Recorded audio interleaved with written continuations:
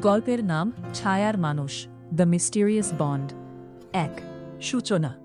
The hook. Rooppur গ্রামটা আর 10টা গ্রামের মতোই শান্ত, কিন্তু এই শান্ত গ্রামের বুকেই লুকিয়েছিল একটা গভীর রহস্য।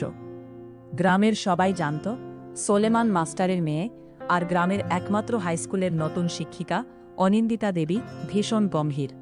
চশমার আড়ালে তার চোখ দুটো সবসময় কি যেন খুঁজে বেড়াত।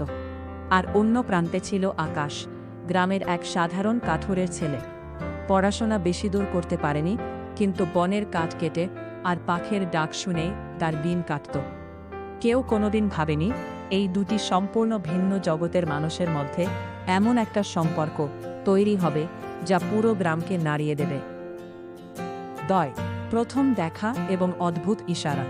অনিন্দিতা দেবী প্রতিদিন বিকেল 4টেয় স্কুল ছুটি শেষে গ্রামের পুরনো জমিদার বাড়ির পাশ দিয়ে হেঁটে যেতেন। আর ঠিক তখনই আকাশকে দেখা যেত দূর থেকে বনের তাট মাথায় নিয়ে ফিরে আসতে। তারা কখনো একে অপরের সাথে কথা বলতে না, কিন্তু রহস্যটা ছিল অন্য জায়গায়।